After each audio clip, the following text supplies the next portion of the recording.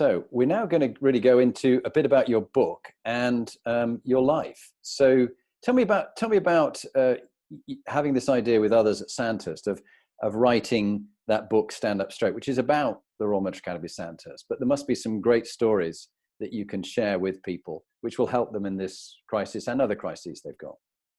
Yeah, we decided to write the book. I mean, it was about firstly sharing lessons that we all learn, as I've talked about in part one, but also I think it was dispelling some of the myths about Sandhurst. You know, we were keen to make sure that people understood. You know, it wasn't that people who go there are not necessarily born with a silver spoon in their mouth or necessarily go to the right school, the right university. It's about your ability and in particular your leadership potential. And we find young men and women who have that amazing ability, and then we develop leadership whilst they're at Sandhurst and hopefully impart an enduring nature of leadership on them that they can take on through their careers. So that was the reason we put the book together. In terms of the lessons that come out of it and lessons for, you know, leading in crisis, I think, you know, we prepare them to lead in crisis. That's what we do. You know, we prepare them to be able to, as we talk about, you know, when the chips are down, when there's a row of white faces looking to you, the leader, it doesn't matter how much time you've got, how much experience you've got. If you've got that rank on your chest, if you're the platoon commander, they're going to expect the answers from you, and therefore you've got to be prepared for that. So most of what we do at Sandhurst is preparing them for that moment. But, you know, lessons that we talk about is, you know, don't be scared of failure. You know, failure is something that's a huge positive as long as you learn from it, as long as you pick yourself up, dust yourself down and get back in the fight, you'll be a better leader for it. We talk about, you know, harnessing the power of your team. We talk about, you know, when you're faced with a really important decision, just take a moment to pause, to think before you necessarily act. We talk about taking a knee in military parlance, just that moment of pause to think, you know, how quickly do I have to make a decision first and foremost? And if I don't have to make it right now, I can afford to think and perhaps think about how much information I require, etc. So, you know, things like that. Yeah, and just on the taking a knee, for those who weren't in the military, what actually, when someone takes a knee, what physically are they doing? Well, I suppose it comes from the fact that if you're a leader in a contact situation, so someone's shooting at you, in the worst case scenario, you know, your team will react, and you as the leader can, you know, physically take a knee, get into cover, get behind something, let your team deal with the immediate situation while you think about what decisions you have to make. That's the analogy. Yeah, no, that's very good. And you've had one hell of a life, all the different things you've done. What sort of crises in your experience as an army officer outside Sandhurst have you had to face? Because you were in the Iraq War 2003. You know, what sticks in your mind there that lessons about dealing with a crisis where it went well or it went badly, but you learned something from it? Yeah, I think, gosh, I've had quite a few lessons. I think where it's gone badly, I talk about it in the book where I didn't trust my people. If I'm honest with you, I assumed they'd done something when they hadn't, and in a crisis, so that in that moment of crisis, I thought about myself when I should have actually thought about my team, and I regretted that as soon as it happened. Other times when it's gone well, you know, where I was faced with a decision where, you know, to fire or not to fire in a particular situation, where I chose to, in this case, actually take a knee and think through the consequences of what I was about to do. And the fact that I paused, that I thought through, meant that I didn't fire, and actually that meant that I didn't fire at my own people. Two quick instances of right and wrong. Yeah, wow. And there's this sort of learning from experiences in your life. Who shaped you as a young man as you were growing up? And was it mother and father? Was it, you know, uncles and aunts, grandparents, teachers? You know, can you think back to just your formative years before you even went to Sandhurst? What shaped you? Who shaped you? I think everybody's shaped by a variety of people, aren't they, as they grow up. I mean, you're obviously shaped by your family, your experiences from a very early age, your mum and dad, sister in my case, shaped in early days. Then it's school, of course, and I was very lucky, went to a great school where sport was a big thing, and I had some great inspirational teachers, and I take my hat off to teachers as a profession. I think they do fantastic stuff. And but I think sports as well. I played hockey when I was little. I loved playing hockey. I loved that whole team sports stuff, and so that shaped me. And then later on, I joined the cadets at school. So that's where the sort of military flavour came in, and then I joined the Territorial Army, sixth form, before I joined the regulars. And I remember there was one particular leader in the Territorial Army who was inspirational. I think if it hadn't been for him, I probably wouldn't have got through RCB, through selection and into Santos. So I owe him a great deal. Who was that? A chap called Torrance, who was my company commander when I joined the reserves, or TA as it was then, in Liverpool many years ago. He was my company commander when I was an officer cadet. And what was it about him that was so significant in just providing a role model for you and helping you? I think he was just the fact that he helped me through the rather complicated process of joining the army, which you remember well. And I think he was someone who had patience with me and helped me, mentored me, nurtured me through that. But he also, he was exactly that. He was the role model. He was everything I thought an army officer should be, and what I aspired to be. And he took time to develop us. We were only very young. And it wasn't just me. There was about 3 or 4 of us who was sort of entrusted with developing the potential officers, and he did that very well. Yeah, that's fantastic. So let's go into have a sort of think about some of the key messages that you want to get across. And Ben, whenever you've got any questions that come in, if people are starting to listen into the live session, do just give me a thumbs up, and I'll butt in with what we're doing. But what about mission command, Paul? It's a big thing for the military. How would that be useful in a crisis right now for people in business, for example, to use that kind of philosophy? Well, I think, in terms of crises, wicked problems, whatever you want to call them, I think one of the ways to face it is to go back to the acceptance that you're not going to have all the answers. And also you've got to be able to react and move quicker than the crisis is unfolding, and particularly at the moment where this unseen enemy that we're fighting is moving very quickly, and therefore to be able to get a step in front of it, you've got to be able to react very quickly, and that means seizing opportunities where they come, and to be able to do that, to exploit that, you need to be able to empower people to act very quickly without having to reach back for permission all the time. They've got to feel empowered. They've got to feel that they understand the commander's intent, the commander's purpose, what he wants to get, or she wants to get out of this, and be able to act with disciplined initiative, as we call it, to be able to understand what needs to be done and to just go for it. The essence of mission command, mission command for us is about providing that intent, telling people what to do, not how to do it, and then allowing them the space to maneuver and the space to act without having to reach back for permission. Yeah, and it's also very clear on the why before we go to the what and the how. Why we're doing it, the purpose behind it, the commander's intent, as you say. Yeah. And I think in business, you and I see a lot of people who, as the panic comes over them, their organization's trying to keep the lights on and the wheels on the vehicles, as it were. And time and again, I've found leaders who go, well, look, we're not going to do any leadership development or any coaching right now. We're going to cut that because we just got to keep going. And I think that's what I call the finite game, just for the short term. But the infinite game is you really shouldn't be cutting leadership in the moment of crisis, or even leadership coaching for people who are not used to the crises they've got. But I'm finding this time and again in our profession of coaching that many businesses are going, no, we're not going to do any development. We're cutting that bit of the budget. We're laying some people off. No leadership, no coaching. What's your view on the impact of that? Yeah, I think 2 things. First, it goes back to my point in part 1 about preparing your people in your organization for crises. And it's, you've got to do that. You've got to do that consistently. And I think also, when we come out of this current crisis, as we know in the military, you're not far from the next crisis.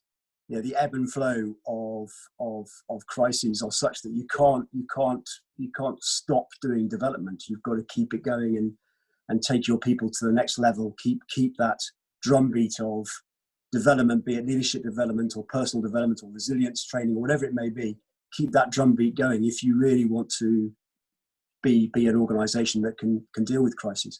And also, I think the point about resilience is important as well. Having resilience in an organisation, hugely important. And as military organisation, we always talk about having a reserve, having something in the tank that when you need it, you can bring that reserve forward and either replace tired people or just maintain momentum.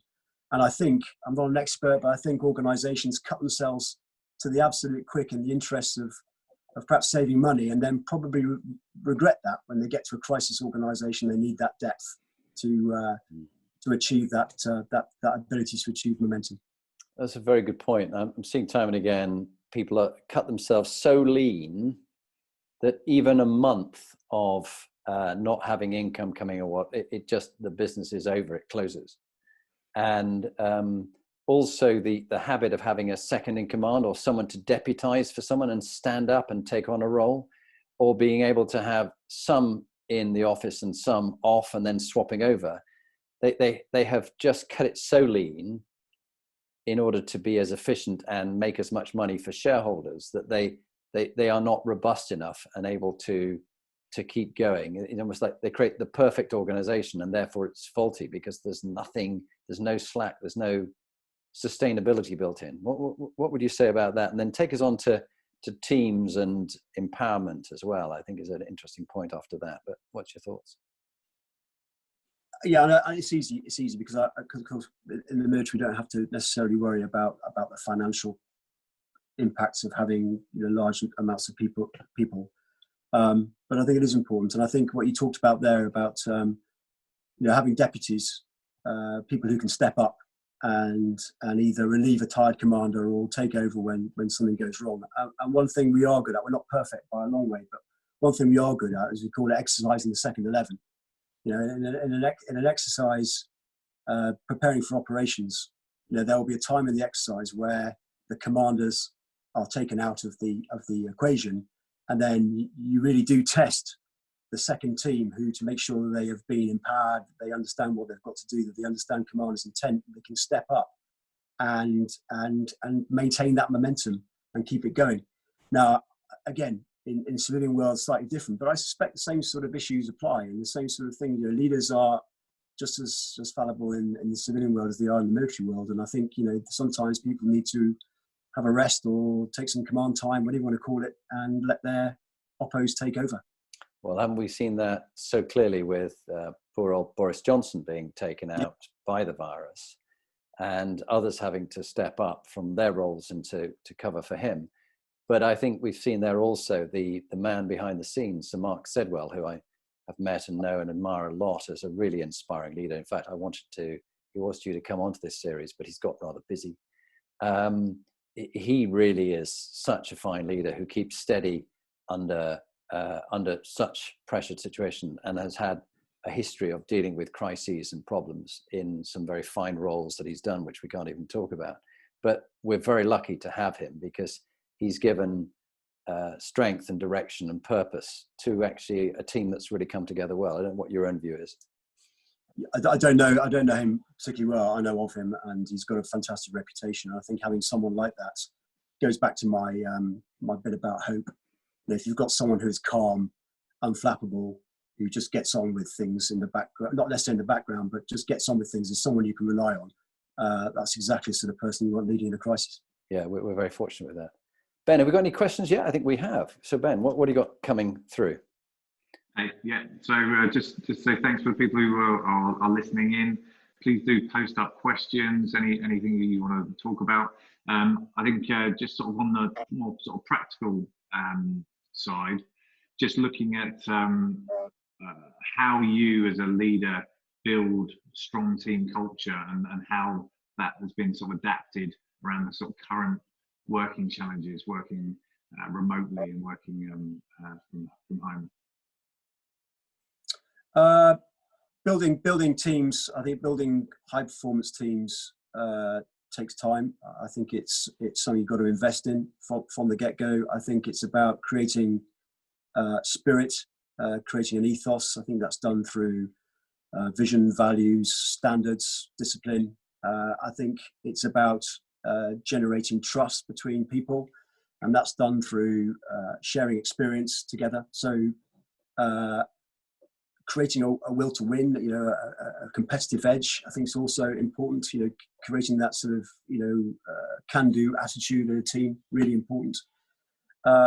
In terms of how do you do it remotely, that's a really good question. Something that I think we're all still grappling with, because we are being forced to do stuff virtually. We've been forced to do stuff like we're doing today.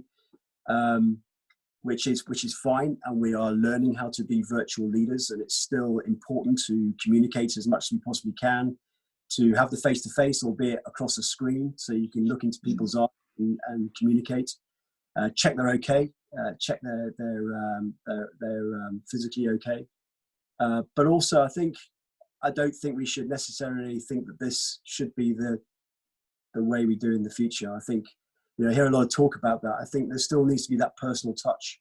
I think there still needs to be the presence of a leader that can absolutely sometimes just put a pat on the back or an arm around somebody to provide that reassurance, that ability to inspire. So I think it's something that's evolving. We'll learn how to do it now, but I don't think we want to necessarily forget the lessons of only a few months ago. Yeah, good one. Definitely. And just sort of moving on to your sort of journey, really. So someone's asking around with becoming a leader, beginning journey, what have been some of the most formative experiences, and what did they teach you? I suppose the most formative experience have been on operations. Because that's what we train for, and that I presume ultimately is our purpose. Our purpose is to fight, and so those are probably my most formative. What have they taught me? I think they've taught me, the power of belief. I think that belief in yourself, in your own ability. You have the confidence that your training and your education gives you wisdom that you can apply at the right time. I think it's belief in your team and those around you, that together you are stronger. There's something bigger than just you, and that's the team. And having confidence in your mates either side of you, hugely important. And that goes back to the question you asked me about generating that high performance team. And then finally, is confidence, belief in those that lead us, and having that confidence in those above us that they're going to provide us with the answers and the hope. Final one. We've got one from Lewis on here, but I'm not sure whether you can answer it. It's looking at, given the current NHS shortages, what leadership examples would you believe could add contingency planning in the future? I'm not sure whether you can answer a question around that and the current situation. I mean, I just think it goes back to the point we've been talking about in terms of preparing, preparing people for a crisis before the crisis hits. And a lot of that is about, thinking through to the finish, contingency planning, we talk about having comp plans on the shelf ready to go so that your people have understood what they might be and prepared themselves mentally, and also, if you can, physically. I talk about in the book the power of rehearsals, the power of wargaming, of thinking through what might happen. We talk about most likely scenario, but also the most dangerous scenario, and you plan on the most likely, but you continuously plan against the most dangerous. What if? And I think that ability to think about what might happen, what if, and run that through with your team before the crisis will pay dividends when the crisis hits. And I know it's a luxury. Yeah. Do you think that's something that people should be doing as businesses right now, looking at the next few months, thinking, okay, what's the best, what's the worst that could happen, and let's put some contingency plans on that shelf so we can react fast. Yeah, I'm sure there's a lot of people screaming at the screen now saying we're already in that situation. We're already in the worst case scenario. So the time for that has probably passed. But I think as a lesson, and we all learn from this. And one of the important things we've got to do when we come out at the end of this, whenever that may be, is to think about the lessons. You know, what have we learned from this? What have the effects been on our organisations and ourselves? And therefore, how can we prepare ourselves better for the next time it hits? Because it won't be the same, but there'll be something else. And actually, building on that, Paul, so many organisations have chief risk officers, and I think many people sort of thought it was financial risk, and they have risk registers and things. And sometimes people just pay lip service to it, and there's a list of thousands of things in some spreadsheet somewhere. But I think this crisis will make people think more carefully about the chief risk officer and what are they doing to war game what ifs and most likely most dangerous scenarios. What planning do they do? I mean, you know, we had lots of warning, you know, in many ways. The 2015 TED Talk by the Microsoft CEO is warning us that you know, we need an international force to deal with pandemics. We didn't do anything about it. We didn't want to put any money in it. So often people go, oh, there's a risk of it's costly, or to have generators in case the power goes down, or water reserves in case. But people don't want to spend on it because they've got the short term, the finite game, rather than the long term, thinking about the infinite game. And I think that's quite important, that people prepare for a longer game and what if scenarios. And I see many organizations have not been doing that and don't give credence to the chief risk officer and what's needed. Yeah, really good point. I think lessons identified are only lessons learned when they're actually learned, aren't they? What about, before Ben waves at us if he's got some more questions, what about high performing teams? You know, you've been very good, particularly at Santos, creates this high performing team culture. What were some of the lessons that you'd pass on which would be relevant to people in business right now, as they virtually, as well as once they're out of this, in reality, try and rebuild a high performance team? I mean, I've talked about visions, values, but I think one of the things we haven't talked about, but you've alluded to it, is, you know, is this having this learning culture in a team. You know, having an organisation that is willing to learn from mistakes, learn from failures, as well as successes. That is able to be agile enough to adapt quickly under difficult situations. That's probably one that I think people will hopefully pick up after this. Yeah, that's a good one. Ben, anything more from questions before we go on to anything else? Yeah, I'm interested in under pressure. What do you see as the most common mistakes that leaders can make? Under pressure, most common mistakes.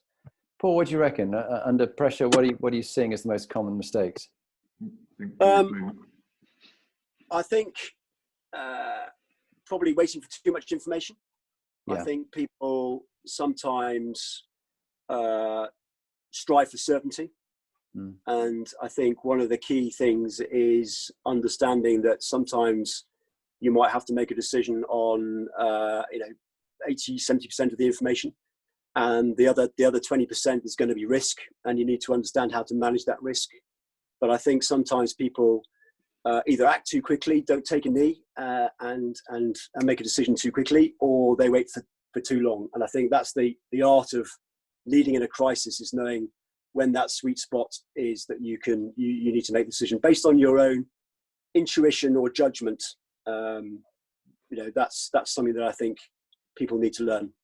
Yeah, it's a very good point, and I see it in business as well as I did when I was with you in the military, that people, they want certainty and they hate uncertainty, and so they want to wait and get more and more information and more certainty. But then the situation's changed, and in military terms, they used to talk about, imagine an enemy over the hill, and you send a scout up there and he has a look and he comes down and tells you where they are.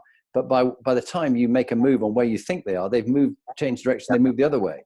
So you have to go with sort of 80-50% of the information, but make a decision. You had a lovely story about when you were a cadet at Sandhurst, and your colour sergeant behind you. You want to share that story? I like that one. Yeah, I mean, it's probably one that quite a lot of former cadets will know and understand very well. But of course, as you're learning, and in this situation, we were learning, and it was a stress situation. I was in a command appointment, and something happened, and I just froze. I just couldn't make a decision. I don't even think it was a lack of understanding or a lack of information. It was just pure panic. And the colour sergeant standing behind me just looked at me and said, "You know what, sir? Right or wrong, just make a decision. Just do something. Don't just sit there." So yeah, that's something that's stuck with me for the rest. That's very good. Lovely story, Paul. Thank you for that. I think we're going to bring it to a close. I'm going to talk about the next couple of episodes we've got coming up. Unless, Ben, have you got any more questions before we begin things to a close?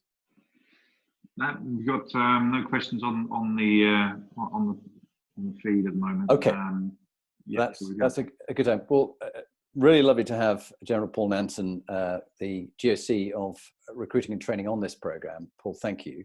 And next week, please join us at 5 o'clock for LinkedIn Live on Ben Atkinson's site.